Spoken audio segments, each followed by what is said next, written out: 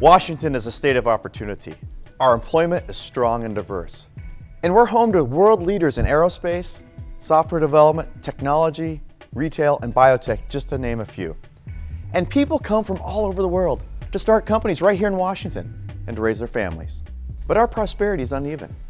While the Puget Sound region booms, too many of our counties have high unemployment, especially in the rural corners of our state.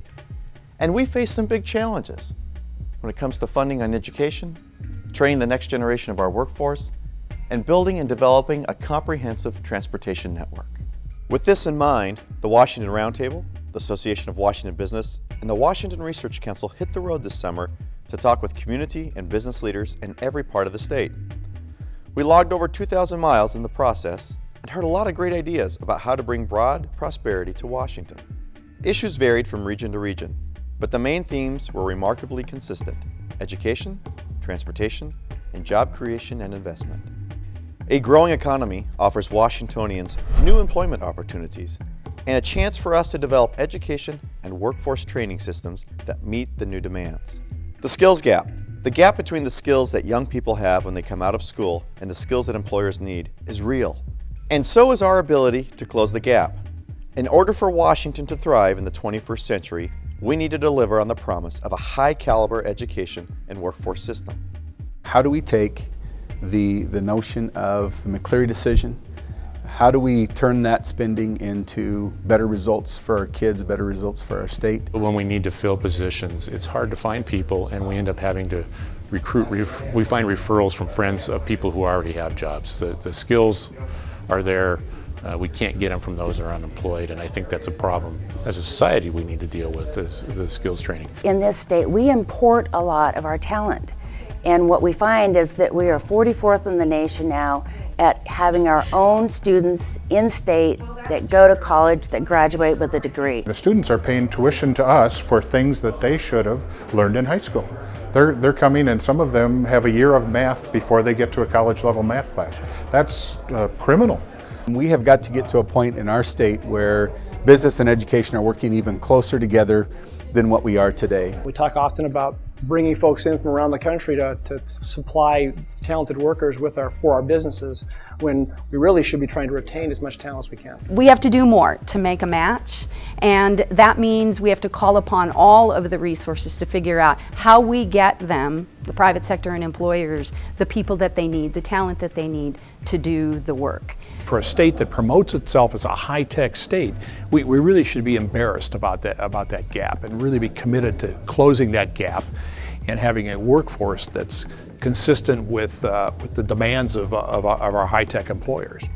A state of opportunity connects communities and secures market access with a safe, efficient transportation system. Lawmakers came close to reaching an agreement this last year on transportation funding. It must be high on the priority list again in 2015. As a leader in global trade, we will continue to prosper if we make the necessary investments now.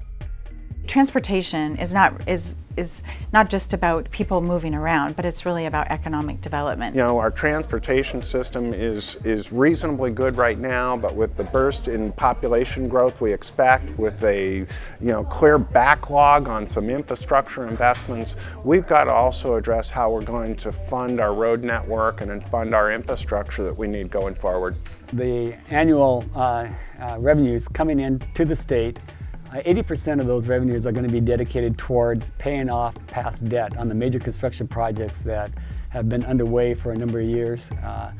And that leaves only 20% for preservation and maintenance and any new project money, not nearly enough to handle what's necessary for our roadways and bridges in the state of Washington. My center is right off of Highway 18 and 167, and every day, all day long, there's a stream of cars going through, and it's 2 lanes each way, plus 2 different highways merging together, and it's just a constant mess. Well, I think failure to invest in transportation just pretty much says we're not interested in growing our economy. I mean, it'll bring jobs, it'll bring new industry. 10 years without a statewide transportation plan, we have to find solutions. All Washingtonians treasure the state's unparalleled beauty and extraordinary quality of life. Across the state, we heard from business leaders that we can preserve what's best about our state and expand opportunity by adopting fiscal, regulatory, and employment policies that encourage private investment, stimulate job creation, and create a cycle of shared prosperity. In Washington State alone, there's over 500,000 businesses my size or smaller. I generate like 3.0 FTEs with my small store. But businesses my size generate 1.3 million jobs in our state alone. What we really need is some clarity and some common rules versus pitting one department against another. We do have so many things in the state of Washington that are absolutely incredible. People that want to move here, people that want to live here. So we want to be able to take advantage of it, and we want to have the tools to be able to take advantage of it. That's what's critical, to be able to attract customers, to be able to attract employees to a beautiful place such as Wenatchee. But whether it's Wenatchee or the Tri-Cities, we all have things to offer. We just have to be consistent in what we are offering and the value that we can bring to a family or to a potential employee. I thought it was an excellent meeting. I think the diversity of the people who were here, the kinds of issues that were raised, I think it was a great opportunity to make the connections between all of the interests that were at the table. I think from a local perspective, it was good for us to hear from colleagues around the community about what their issues are.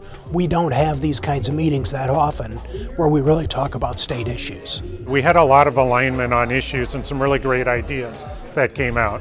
I think almost everyone at the meeting spoke, certainly had the opportunity to speak if they wanted to. Trying to invent the future is hard, and the only way to do it is get the right people in the room to have the right conversations, and I think this meeting was a good example of trying to do that. This is the right time, the right group of people getting together with the right resources, and we can make the change.